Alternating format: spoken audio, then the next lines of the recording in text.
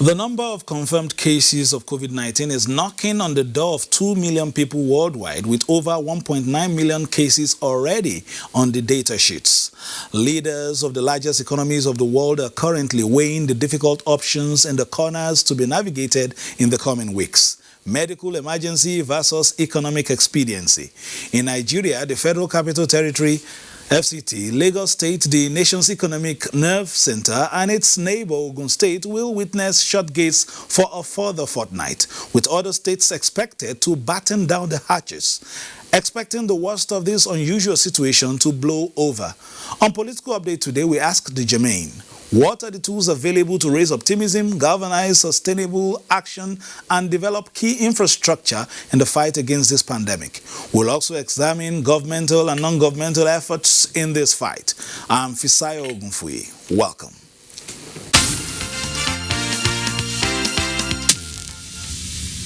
President Muhammadu Buhari has announced additional 14 days extension of the current restriction order in Lagos, Ogun, and the Federal Capital Territory as part of measures to fully tackle the spread of coronavirus pandemic. President Buhari, in a nationwide broadcast, says the adjustment became necessary following professional advice and briefing from the Presidential Task Force on the global pandemic.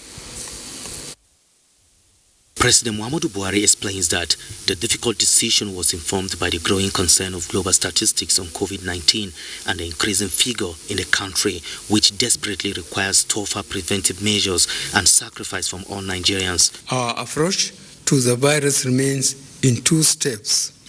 First, to protect the lives of our fellow Nigerians and residents living here, and second, to preserve the livelihoods of workers and business owners. With this in mind, and having carefully considered the briefings and report from the Presidential Task Force and the various options offered, it has become necessary to extend the current restriction of movement in Lagos and Ogun states, as well as the FCT, for another 14 days, effective from 11:59 p.m. on Monday, 13th of April 2020. The president says available data of the virus from the Nigerian Center for Disease Control in Lagos, Ogun, and the FCT represents 71% of recorded cases out of the 23 affected states. The Nigerian leader commends the 36 state governors for initiating proactive measures through various restrictions order imposed to contain the spread of the deadly virus, and promised to strengthen commitment in high-risk states. Many state governments have also made provisions for isolation wards and treatment centers. We will also build similar centers near our airports and land borders. Healthcare workers across all the treatment centers have been provided with the personal protective equipment that they need to safely carry out the care they provide. The president says adequate measures have been put in place to sustain the fight against COVID-19. On the impact of the initial 2 weeks lockdown, the president says it has led to 92% of identified cases, and commended the timely intervention of donors and other development partners in assisting federal government to mitigate negative impact of the virus, and promised to sustain palliative measure to cushion the effect.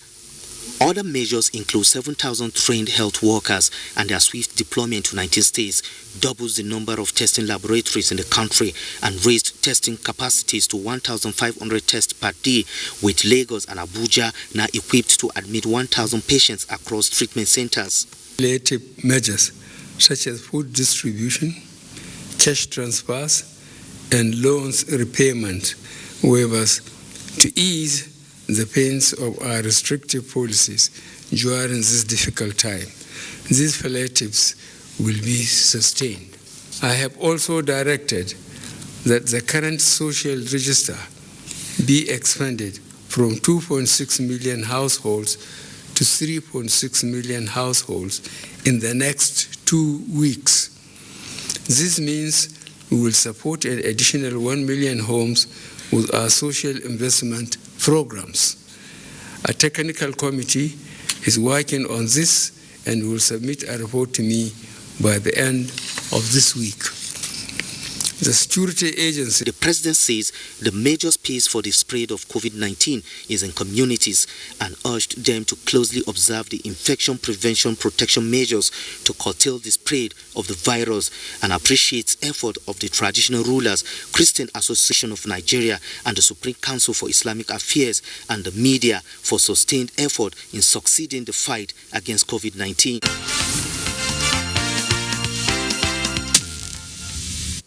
Meanwhile, a cross-section of political players have reacted to the extension of the lockdown and social restriction order in Lagos, Ogun, as well as the Federal Capital Territory. They believe that President Buhari has simply retooled his approach and adopted an all-encompassing model that will address hunger and deprivations which have confronted the citizens due to this situation. I commend the federal government of Nigeria, Mr. President Buhari, for coming decisively to close our borders when it mattered most, and putting in place checks and balances to make sure that we don't have, a real pandemic in the sub-region of Africa, Nigeria. We thank him for that. You just saw me practicing my chipping and potting in a golf pitch within my premises. So I could have opted to jog around the community, but it is not allowed. You don't get onto the road because government said you should not get onto the road. So I will advocate that people should stay at home. As parliamentarians, our responsibilities are not just on the floor of the House. Times like this, it's expected of us to try to explore various media to communicate to our constituents the need for everyone to be able to abide by government instructions. Of course, all the protocols that have been outlined to be followed based on the medical advice given.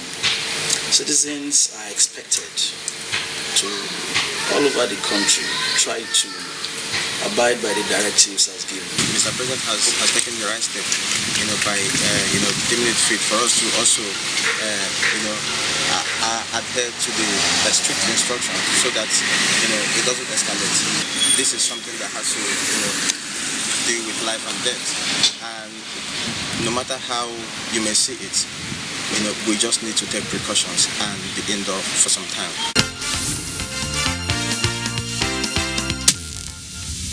Joining us now on Political Update today is Dr. Patrick Asado, member representing Nzuka Igweze South Federal Constituency of Enugu State in the National Assembly.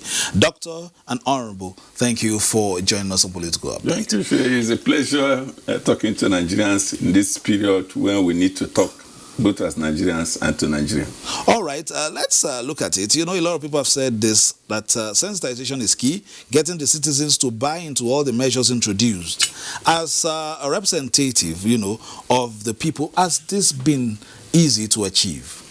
Not at all. It's not been easy to achieve. Let me tell you my background. I'm a medical doctor, did my clinical and public health training in the University of Nigeria Teaching Hospital in Enugu. Worked for 10 years in the rural clinic in my area, got into a public office, and for about 7-8 years I was a commissioner, including commissioner for health. Then I've been in the National Assembly for 4 terms. I belong to the 3 House committees on health institutions, health services, HIV/AIDS, the TB and malaria control. So what has that given me? It's given me a very rounded idea of where the problems are.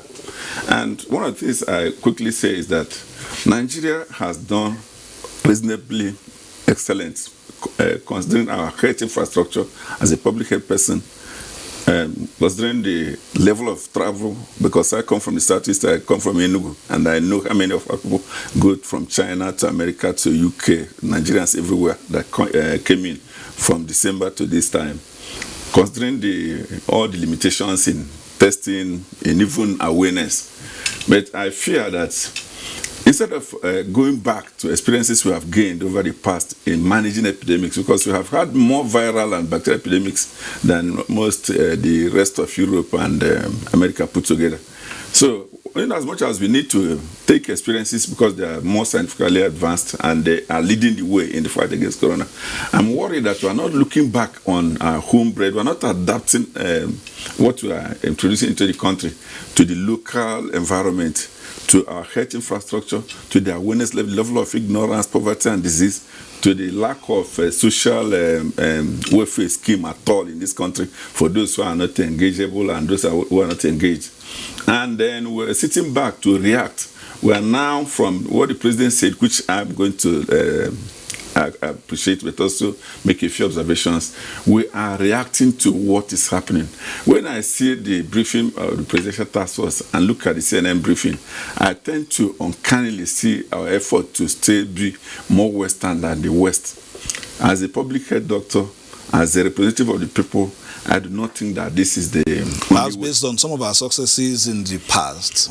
Absolutely. What we achieved with Ebola, what we achieved with all the other SARS, chickenpox that still comes and goes, smallpox, polio, you know that there is none of this is that you are going to eradicate and it will end, and you say, never will I hear coronavirus. So what are you going to look at? You are going to look at how to exist with that, not even if you don't wipe it out, you bring it to a level where it doesn't become such a public health of public health importance that you don't go on with your life. Let me say two things quickly. We have 343 confirmed cases as the last time I checked. We have about 10 deaths. They are mainly in Abuja and FCT, and government Lagos. Lagos and FCT. Lagos essentially, but Lagos is doing a good job because the population and the density of movement in Lagos means that if these actions are not taken and the leadership in Lagos, especially governor and what the federal government is doing, is not done, we may be running into the New York scenario where we do not have the capacity to even test. But we are also taking a risk that I feel will catch up with us if God doesn't see us through, because we're also a faith-believing nation. I did something in my constituency which is still ongoing. And what was I doing? I represent 2 local governments of 36 wards, and I empaneled 2 teams of doctors and sisters as journalists and all that. And I said, the state governments had, even before the federal government done locked down, as it were, because they also were watching what was going on globally, and the governor had to go back, I think, inwards, set up isolation centers, about 3 now, 2 in Enugu, 1 in Nsukka, and done a couple of things. But I also noticed that we had closed the markets, we had closed schools, we had shut down those that represent a lot. I represent the university community, but the bigger population and the villages who do not first believe that coronavirus affects them, that it is a black man's problem and that it will be as disastrous as it is overseas. So even if they knew, when you are talking of managing coronavirus, you are not aware that there are villages that don't have water. You are asking them to wash hands with sputum. So when they have water, you're asking them to wash with soap. How many of them are affording soap? I lived in the rural area, practicing medicine for 10 years. Some of them, when they come to the hospital, to the clinic, at those critical points, they don't have money for card. They don't have money for you to give them food. You have to give them food for them, you to give them treatment because they come hungry. So when you sit down and borrow what the white man has developed that is working for him and sing it to them to practice, they will go home and say, okay, we'll do it. But the man has to feed. The man has to get water to wash and he has to get soup. When you talk about sanitizer, he thinks it's a white man's thing. Then he is hungry. You have closed his source of livelihood. Some of them have to go out every day to gain 100 or 200 naira a day, even buy up our local foods and eat. So what did we do? We felt that we can take it to them. And I'm happy that the federal FCD administration, the health department, is trying to do something like that, active case tracing, going from house to house to see if you can get symptoms or signs that suggest that this COVID-19 is already in the hinterland when we are watching Lagos, Ogun, and FCD. 2, if as they were doing that and we're still doing it, we get a person that is classical, who has symptoms of that, maybe has had contact with anybody, because the university community means a lot of professors are traveling and coming in. The Igbo man is a merchant by nature, and then the world is a global village. The APs that brought you from Port Harcourt, you don't know who was sitting in the plane before you left. But what I came back hunting more about is that even if we had run into, and thank God we have not seen any yet, what we've been able to do is do sensitization. When you see clips of where Nigeria is in this century, you will discover that we have much more problem than we are addressing. But if we have any case, we will have to take him to Ebonyi State. If Ebonyi is walking, which is from my part of Enugu, it will take you a minimum of 3 hours with the borders closed between the states. So you are going to sit down with your patient and die. And you are not going to see him spread it in his family, from his family to the village, from the village upwards. So while the presidential task force is doing a good job, I've spoken to most of them. I speak to the ministers almost on a daily basis because it's my area. And then, but I also noticed that not even Abuja is testing as easy as, if I tell you a story about one of my top-end friends who wanted to be tested and got to the minister's level to get tested, got to NCDC, couldn't break through. He had to call me because I had to call the committee on. So those things are problems. Because for us to survive as a country, let us borrow what the white man is doing. But let us call our public health, let us call our journalists. We're having two problems. We have a pandemic that's raging. We have an infodemic where so much information is coming, social media, NTA, AIT, CNN, and the people are getting confused. They don't even know what to do again. And there's poverty. One of the misses of the president is that insecurity. In my community, where there is no violent deaths for about a decade, 2 people were killed last week. Reaction to a bit of reactions to what we're seeing, perhaps that's you. But the first question I put to you is information sharing and sensitization. Is it the belief system that has caused this? People still saying it's a white man's disease, that we have information that daily we roll this information on radio and all that, and you still see people still hugging and pasting it on social media and shaking hands and jubilating. I'm saying that sometimes I could kiss it. You see some that are funny. I think it's a worldwide thing. Remember that less than a week ago in the state of Florida, there were people partying in the beaches. In fact, the governor of New York, the Cuomo, was about 3 days ago calling the youth that were on the streets doing party. They were just being selfish because they believe it's for the older generation that they would die, that are likely to die, that the younger ones are not dying. So what I see is a world that is in a state where people, even when they see death, in New York, I'm talking of a place where the death is highest in the world. The governor is saying that people, the younger ones, are disobeying, are disagreeing, are thinking that this thing is not affecting them. So come to Nigeria where 2 things make a man not believe you. He had believed you for some time, but his social status is going down and down. Now, look at it this way. When we are doing this, as we go from house to house, and you tell somebody, a lot of them know about there's a corona, they may pronounce anything, but they know there's a sickness that is on the horizon that they've been asked to stay. Not on the horizon anymore, it's around. I know, you see why I praise Nigeria, and I thank God for Nigeria. For the population of Nigeria, for the density, for the poverty of infrastructure, for the misgovernance that I'm part of because I've been in government for some time, the mortality rate of this should have been that every village is burying people in 50s and 100s. So people wait until it gets to them, and we're praying that it never gets there because we have inherent capacity. Sitting here, even though I'm a member of parliament, I know so much that can be done to make sure that this thing doesn't get in New York. Let me let you hold that before I go. Let me take this before we take the final one. In response to the COVID-19 pandemic, President Buhari has issued the COVID-19 regulations 2020 on the 30th of March, of course, by which he declares COVID-19 a dangerous infectious disease. President Muhammadu Buhari, in an exercise of the powers conferred by sections 3 and 4 of the Quarantine Act and other powers enabling the in that behalf, makes the following regulations: extension of restriction and cessation of movement in Lagos, FCT and Ogun State. These regulations are made further to the COVID-19 regulations 2020, and accordingly, all the responsibilities of government officials, citizens, and residents contained in COVID-19 regulations 2020 remain extant. Exemptions in the COVID-19 regulations 2020 extant. All the exemptions under the COVID-19 regulations 2020 remain as exemptions under these regulations. Now, the final story. There are now 11 laboratories nationwide to test for COVID-19. Not any in its constituency anyway. With testing capacity increased to 1,500 tests per day. Over 6,000 tests conducted so far. Chairman Task Force and Secretary to the Government of Federation, Boss Mustafa, who stated this at the daily briefing in Abuja, has said the war against the pandemic is still raging in the country. Let's hear from Mitari Ikwen. This was before, of course, the presidential broadcast yesterday.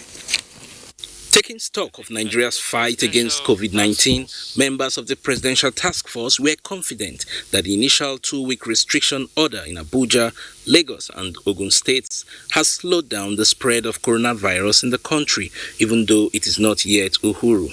The war is still raging, and all hands shall remain on deck until victory is assured. Those that have immunosuppression, such as cancers, and those with chronic respiratory disease. It is important that this group keep away from persons who may have coronavirus. To guard against community transmission of COVID-19, the Minister of Health emphasized increased use of the face masks by Nigerians. It includes also the improvised homemade face mask or anything that covers your face, even a handkerchief or a scarf. If you're talking to someone and at least majority of it will be arrested on a mask. That's why we say that it must be washed every evening, preferably in warm water, and then dried and then ironed. If you do that, you are safe to reuse it the next day. To facilitate the distribution of palliatives to cushion the effect of restrictions on Nigerians, the task force says the National Social Register is being expanded with focus on the urban poor and persons living with disabilities. We have 4 pilot states that are on digital payment. We're using mobile phones, mobile wallets, the BVNs of these beneficiaries where it exists, because you know that it's not all of these beneficiaries that are on the banking system. So we look at all these issues and we're working on it. The Presidential Task Force assured Nigerians that government will not fail to fulfill its responsibility of ensuring their safety and security at all times. In Abuja, Mitari Ikwen, NTA News. Just a couple of minutes before we go, from the perspective of the legislature, are you still perhaps, maybe online or still interacting on how you can help? There was a statement made there in that briefing, all hands must be on deck. This is definitely not executives at state level and executive at national level alone. Yeah, as a matter of fact, I think we did take a position on the fight against this COVID before we closed. A lot of motions came on, and then when we closed, even from our distances, we donated 100% of our salaries for the first 2 months of that fight, 100% to the national. People were also making efforts to see how those things trickle down. But going back